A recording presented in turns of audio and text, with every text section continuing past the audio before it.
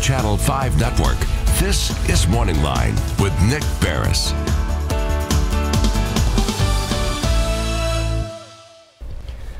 Good morning, everyone, and thanks for joining us on Morning Line. And Nick Barris here with you. We've got a great show on tap. We're going to get the phone lines going here in just a moment. You're welcome to join in the conversation. We are going to be talking a variety of topics. I've got a bunch, and I think you may as well. We'll get the phone number up there in a second, as I said, with Davidson County Sheriff Daron Hall. Good morning to you, sir. Morning, How are you? I think pretty good. Kind of tired of the rain. Wet and rain. You know what? I think Leland said this morning, this Wednesday morning, it is, I think, so far the fourth wettest, month on record. February, it was February on record. Fourth wettest in Tennessee history. I didn't realize it was that wet. I mean, but I think we need Noah's Ark. It feels like it. I'm really, to this point, I'm kind of depressed. Yeah, my son's playing baseball, and you can't ever get a game in or anything, so I'm frustrated about that. But yeah, I think we need some sunshine. Yesterday, wasn't it? We had one. Yeah, yesterday wasn't bad. Yeah. But then you wake up today and it's it's my yard soaked. Hang in there for a couple more days. We'll keep on top of it as always with our weather center. But yeah, rain, stay inside. Joining the show this morning. By the way, we're going this morning on the Plus, obviously, as always, and you can call. But we're also going to be streaming live on Facebook at newschannel5.com. So if folks maybe have questions to ask you, they're welcome to jump in. In fact, I'm going to get onto my phone so I can monitor those questions. But we do that more and more, which is very nice. Yeah, mixing the mediums here. Bunch of stuff to talk about, and we may get some calls on this. But I want to go through a series of them. I want to start with first, let's be clear, here in Davidson County, there are SROs, but they come from the Metro Police Department, correct? Right. Okay. Right. In many other municipalities, as we've seen down in Florida, the SROs come from the Sheriff's Department. You obviously saw the horrible tragedy there with the mass shooting, the aftermath, among other things, calling out that one sheriff's deputy that, we're hearing his side of the story now, but did not move in, and he's taken a real beating. And the sheriff himself, not just for the behavior of his SROs, but also there's these claims now that there were a lot of calls warning about this shooter before it happened. So I wanted to get your take on that. Again, a little different in Davidson County, but someone maybe who's here who doesn't know really could make calls to you and your sheriff's department saying, look, I know of a kid who's got a gun who's going to shoot things up. If a call like that comes in, and let's say many calls like that come into you, what do you do? And talk to me about your deputies if they were to ever be in a situation to respond to a mass shooting at a school.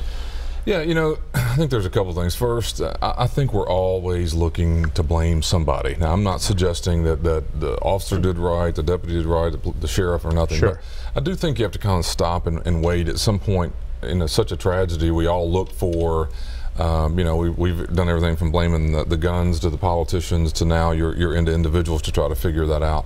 I think I would ask everybody to wait and see exactly what was going on with this deputy, and I'm talking about what is his policy there and exactly what he's supposed to be doing, and and then make a decision down the road. This is very emotional at this point because whether the individual followed the policy or not is the most important thing to me, because if he wasn't in line with this policy, then he needs to be held accountable. Just on the surface, and I agree with you, and we're hearing more from his side, and you're right, it's just finger pointing. All right, let's get to the bottom of it, and that's good. But that being said, you, a law enforcement officer, or one of your deputies at a scene, at a school, whether you're an SRO or not, and you're responding, you're not some civilian like me walking along who doesn't have the training, would you say you would expect your deputy to go in and attempt to engage, or at least try to help some of the kids escape even if they don't engage the shooter? Yeah, I can find no way where doing nothing is the right answer or waiting on him to exit the facility. That just doesn't make any sense logically to me. But we don't know, and I haven't heard enough about it, what the other response was. I mean, what you don't want to do is end up obviously in crossfire with other people that are involved with you in law enforcement. So I would just say it sounds very damaging to me that he didn't engage or go into the facility. I haven't looked at the timelines of what did he know, where was the shooter. I don't know what his answers are. Does he know he was in the facility still? Did he believe he was out? You know, but to rescue people or to at least attempt to get inside the facility, I don't see how you can explain. It's kind of what you do in law enforcement. enforcement. Right. You can't explain. And then the other question of just when calls come in, and I know the FBI on a national level, you know, they've taken somewhat of a beating, but they've got like 12 people nationwide handling thousands of calls every week, and most of them are baloney. They just are. And to vet them all, and it's very difficult. But at a local level, it's a little different. Calls come into you. Do you guys sometimes, because people just think, well, Sheriff, I'm going to call them or I can call the police. If you got calls like that, how do you handle it? And could some slip under the radar?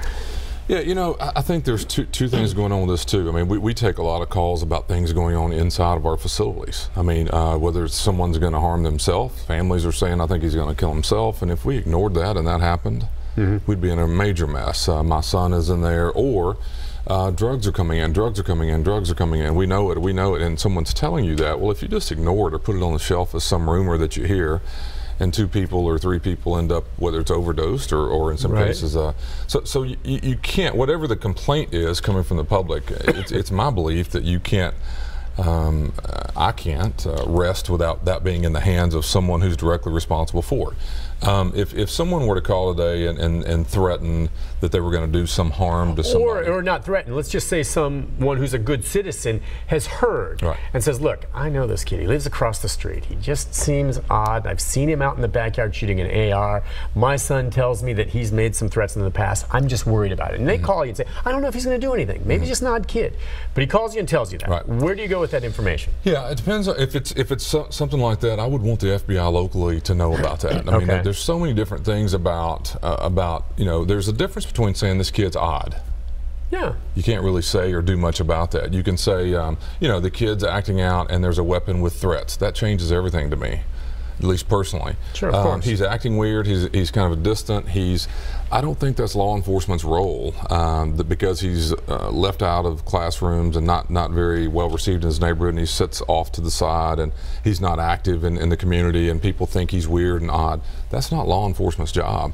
When you say the word threats or guns or has potential to harm or maybe has harmed before, I think all that changes. The line about odd behavior, I hope we talk about this before we leave in just a minute. Oh yeah, we're going to get into some mental health issues with you. And I want to be real careful because I don't like the community believing it's law enforcement's job to fix odd.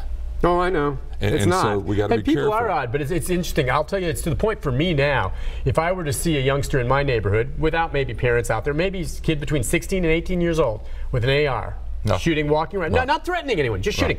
I got a problem with it. Me too. And you may say, well, Nick, he's legally got it and all that. By the way, Dick's Sporting Goods. Good for them. Big announcement today on how they're going to place limits on the sales of these, and so other stores have as well. But it's to the point now, I don't care if you're acting odd. I don't care if you're completely rational.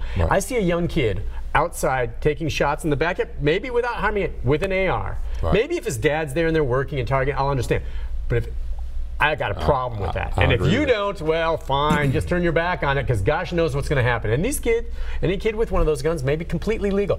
But I see that now in this day and age, I got a problem with it. Well, Nick, just a couple of years ago, I mean, right here, right between where I operate and work and where you guys are, I don't know, 2 o'clock in the afternoon, there was a man, it was the man, I forgot the whole story. The Second Amendment guy? Yeah. Yeah, just walking, and I thought I was in another world. I mean, it's just, for me, I was sitting there, we watch it on cameras, we have our facilities obviously, and I was sitting there going, here goes a guy walking down, just threatening, not anybody, but threatening that you can't arrest me. Yeah, that's the thing, and he's trying to make his point, Second Amendment, I have a right. The guy was over the top, he dealt with issues here. Here's the thing, he's walking around, I think at one point when I saw it, he had a case that clearly looked as though it contained a high-powered weapon, and he was just walking back and forth, not just anywhere, but down past the sheriff's office, past the CJC, and past criminal court. You see that and don't think cops are going to take notice. Now, I'm not saying they have a right to come out and arrest you, but they sure as heck better get out there and question you. And again, if you have a problem like that and say, oh, Second Amendment right, I don't care anything I want, well, there's something wrong with you, all right? Because that, in this day and age, needs to be investigated. Again, I'm not saying he committed a crime, but I remember that dude. And I remember going out and interviewing him and talking to him.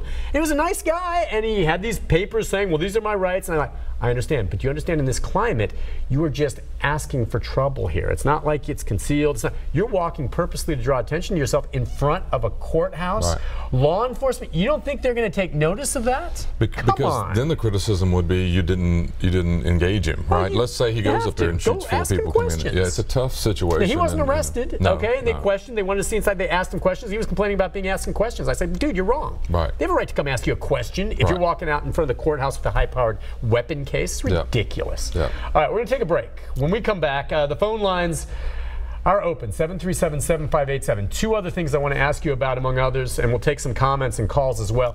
Get into mental health issues in a high-profile case with a woman from Davidson County and Laverne who recently just ran her car into the gates of the White House, and the Sheriff's Association stand on marijuana at yesterday's hearing. We'll take a break and be back with more right after this.